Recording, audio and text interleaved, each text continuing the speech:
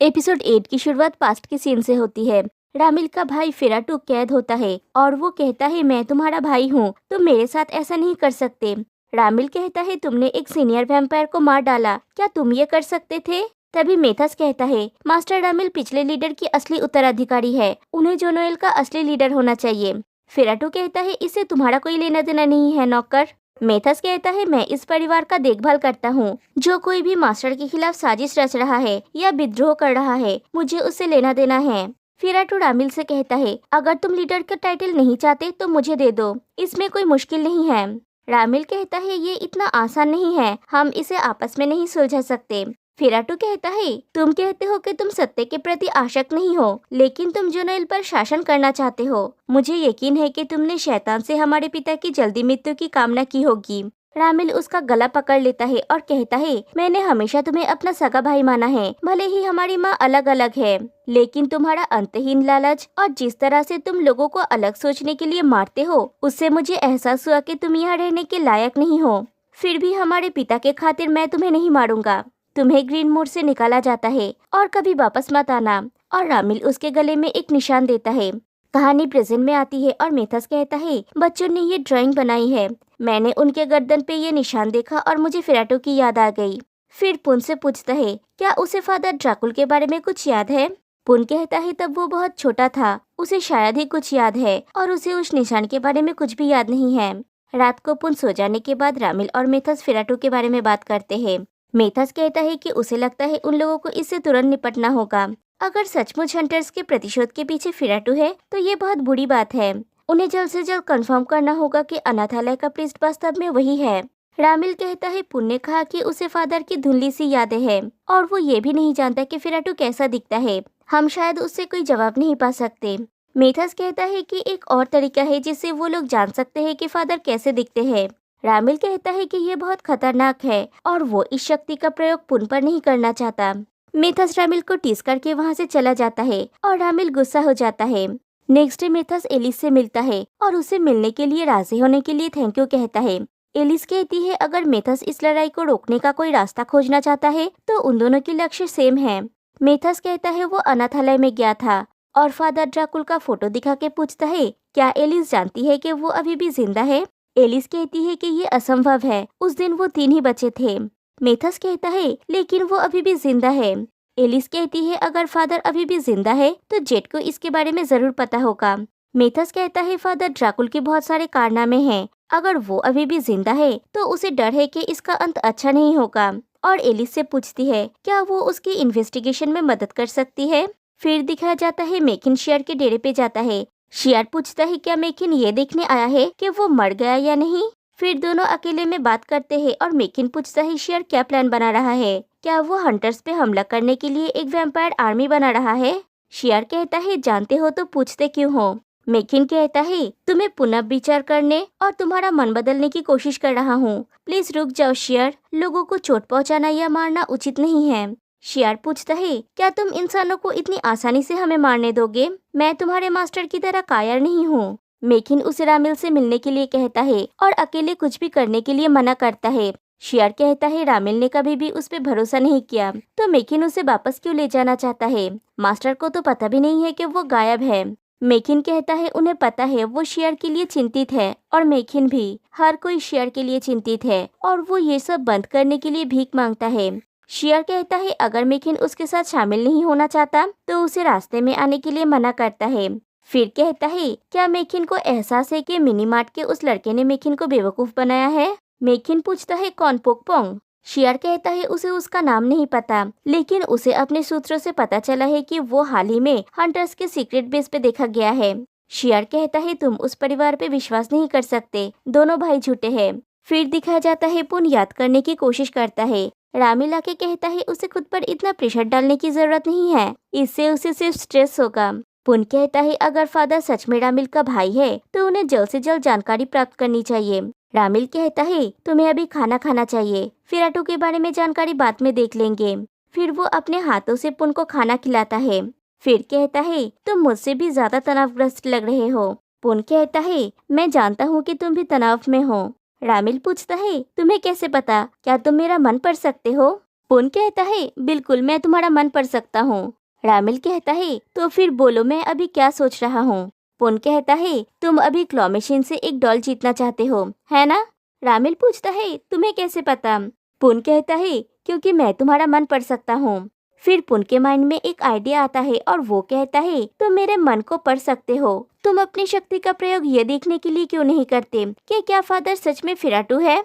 रामिल कहता है कि वो अपनी शक्ति का उपयोग करके किसी की पिछली यादें नहीं देख सकता। पुन कहता है लेकिन अगर तुम लोगों के मन में प्रवेश कर सकते हो तो तुम्हें सब कुछ देखने में सक्षम होना चाहिए। रामिल पूछता है क्या तुम्हें मुझ पे भरोसा नहीं है?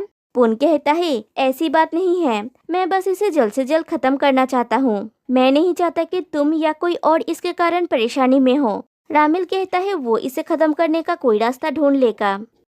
तभी वहाँ पे मेकिन आता है। मेकिन रामिल के साथ अकेले में बात करता है। मेकिन कहता है शियर ने क्या प्लान बनाया है ये उसे नहीं पता, लेकिन सारे वैम्पायर्स उसके प्लान में शामिल है। उसने शियर को समझाने की कोशिश की थी लेकिन शियर ने नहीं सुना। फिर कहता है एक और बात है, पोकपोंग हंटर्स में शामिल हो गया है। रामिल ये पुन को बताने के लिए बेडरूम के अंदर आता है तो देखता है पुन वहाँ पे नहीं है। पुन अपने घर में जाके कुछ खोजने लगता है। वो पोकपोंग को कॉल करता है लेकिन कॉल अनरीचेबल आता है। वो पोकपोंग को मैसेज भी करता है कि तुम घर कब आओगे। फिर उसे फ्लोर में से जेट का वही विजिटिंग कार्ड मिलता है। वो घर से बाहर आता है तो वहाँ पे रामिल आया हुआ होता है। पुन कहता है कि उसने रामिल को मैसेज किया था कि वो फादर के बारे में जानकारी लेने के लिए घर आया है। रामिल कहता है एक और बात है जो पुन को जाननी चाहिए। पुन पूछता है ये पोकपोंग के बारे में है ना? रामिल हाँ कहता है। फिर पुन और रामिल ओरियन में जाते हैं। सब उन पे बंदूक तान देते हैं तो रामिल अपनी पावर का यूज करके सबको सुला देता है।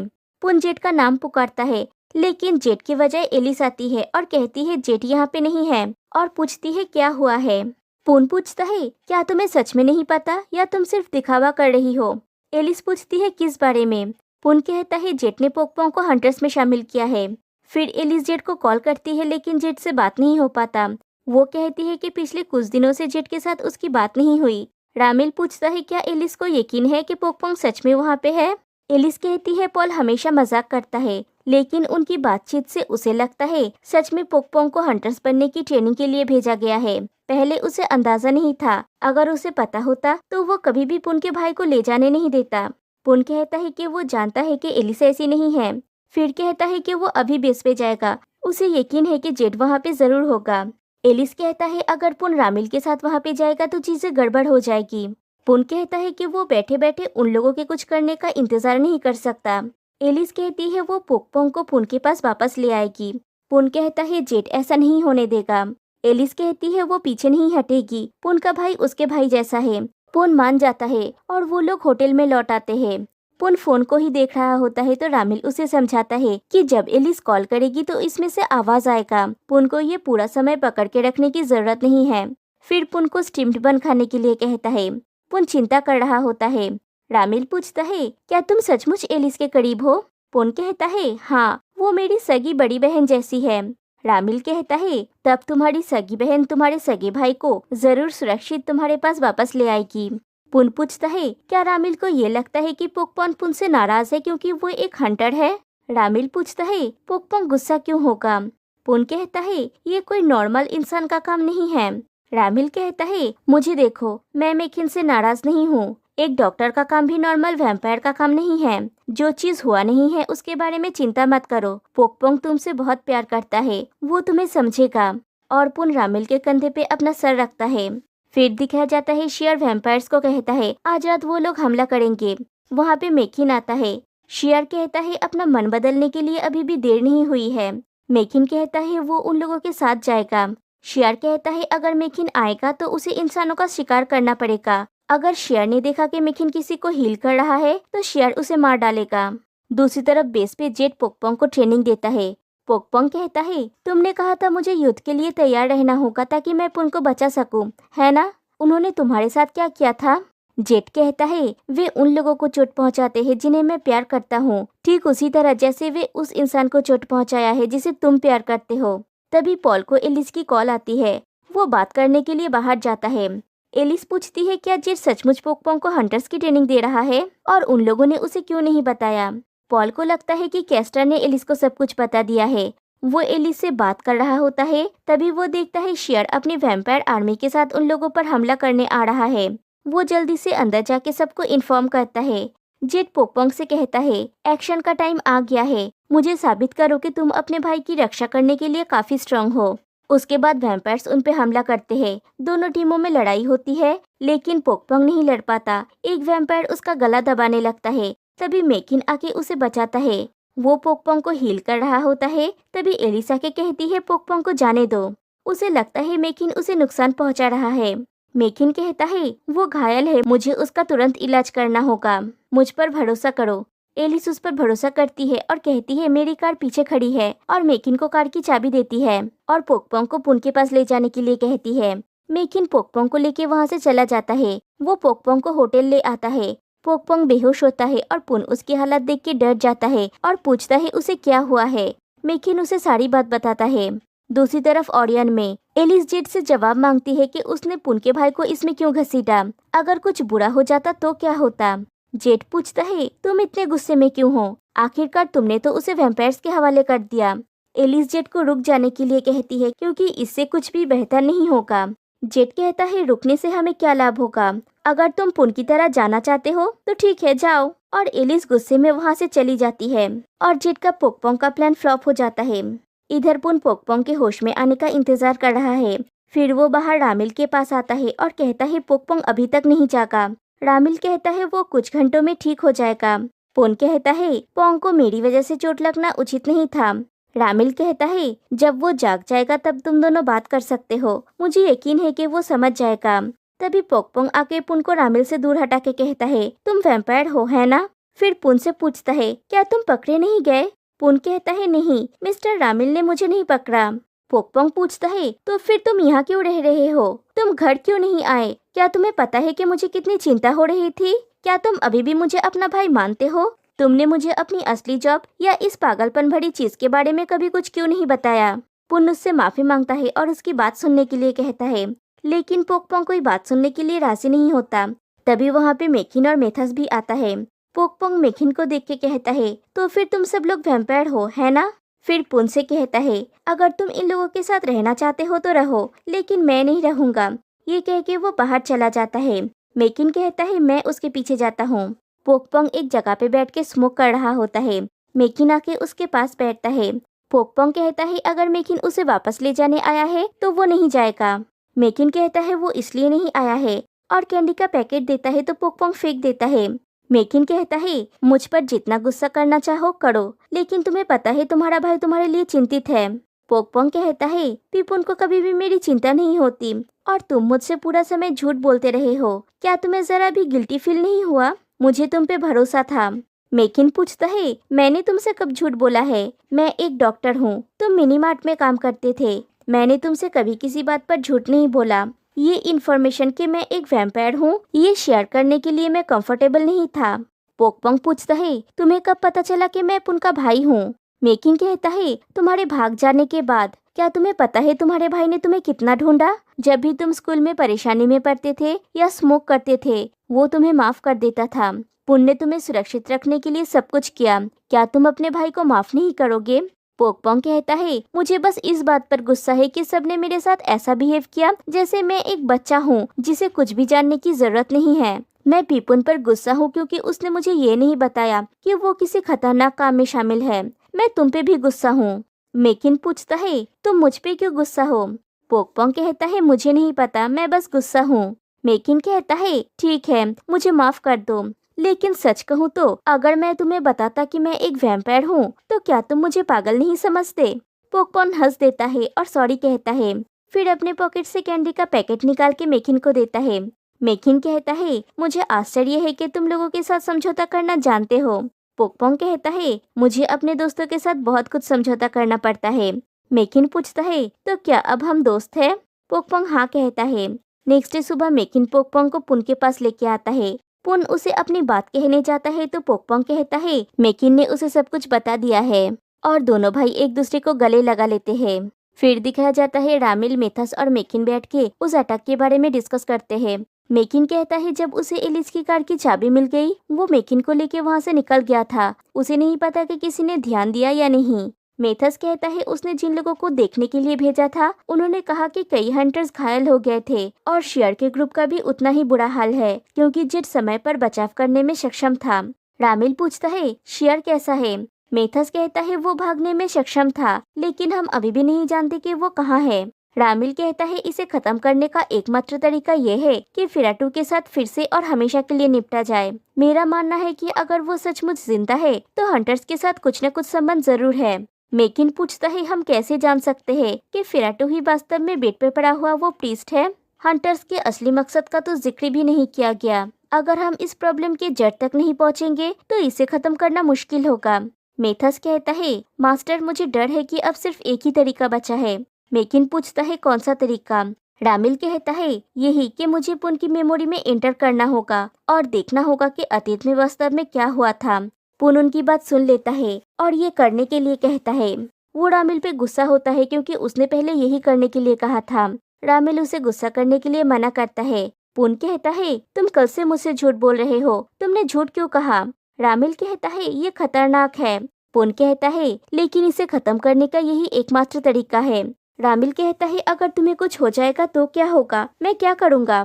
पुन पूछता है क्या तुम्हें लगता है कि अगर ये सब खत्म नहीं हुआ तो मैं सुरक्षित रहूंगा। मेरा भाई लगभग मर गया था, तुम्हारा परिवार घायल हो गया। मिस्टर रामिल, मैं अपने पसंदीदा लोगों के साथ शांतिपूर्ण जीवन जीना चाहता हूँ, क्या तुम मेरे लिए ये नहीं कर सकते। रामिल कहता है लेकिन मैं सचमुच तुम्हारे बारे में वरीड हूँ। पुन कहता है अगर तुम इतने वरीड हो तो चलो अभी एक दूसरे से दूरी बनाए रखते हैं। रात को बेड पे दोनों लेटे हुए होते हैं लेकिन किसी को भी नींद नहीं आती। पुन पूछता है तुम भारी सांस क्यों ले रहे हो, तुम तो सांस भी नहीं लेते। फिर वो रामिल की तरफ मुड़ता है और कहने जाता है अगर मैं मर गया। रामिल उसकी बात को काटते हुए कहता है नहीं। पुन कहता है मैं तो बस कल्पना कर रहा हूँ, अगर मैं मर गया तो क्या होगा। रामिल कहता है नहीं, ऐसी कल्पना मत करो, अगर तुम मरोगे तो मैं भी तुम्हारे साथ मर जाऊंगा। मैं तुमसे बहुत प्यार करता हूँ पुन। पुन कहता है मुझे पता है, मैं भी तुमसे प्यार करता हूँ। रामिल कहता है प्लीज मुझ पे गुस्सा मत करो। पुन कहता है मैं नहीं करूँगा, मैं जानता हूँ कि तुम मेरे लिए चिंतित हो।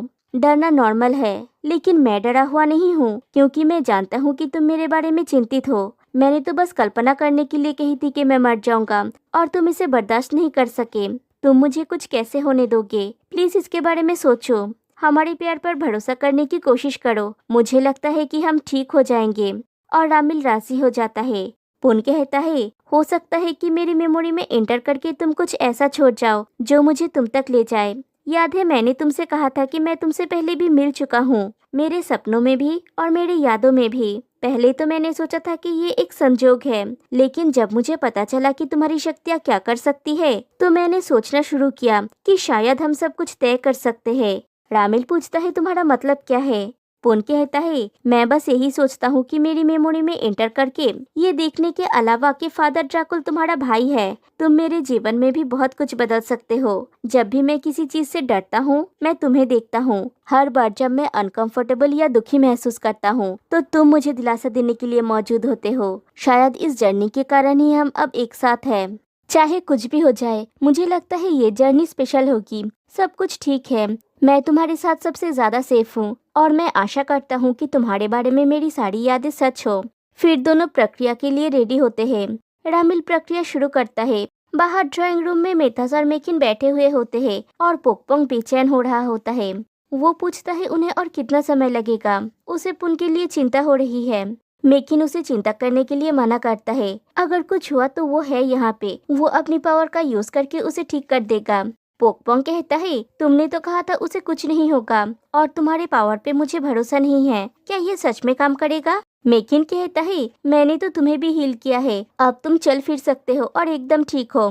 मेथस पोकपोंग से कहता है उसे वैम्पायर की दुनिया की आदत डाल लेनी चाहिए। मास्टर और मिस्टर पुन के रिलेशनशिप को देखते हुए उन लोगों को भी लंबे समय तक एक दूसरे के साथ रहना होगा। मेकिन पोकपोंग को रिलैक्स होने के लिए कहता है। वो पोकपोंग को अपने पास बिठाता है और मेथस उन दोनों को तिरछी नजर से देखता है। तभी उसे एक मैसेज आता है तो वो जाने लगता है। मेकिन मेथस से पूछता है वो कहाँ जा रहा है।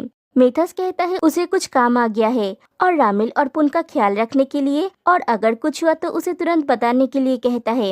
ये कह के वो चला जाता है और मेकिन और पोकपोंग अकेले में एक दूसरे के साथ अपना टाइम एंजॉय करते हैं। मेथस एलिस से मिलने गया है। एलिस मेथस को कुछ डॉक्यूमेंट्स देती है जो उसे जेट के डेस्क पे मिला था।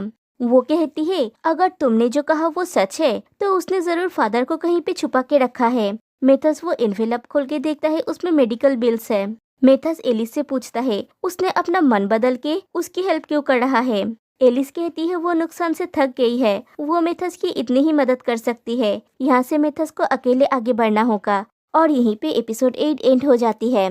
तो गाइस आज के लिए बस इतना ही, फिर मिलते हैं नेक्स्ट वीडियो में, तब तक के लिए बाय बाय।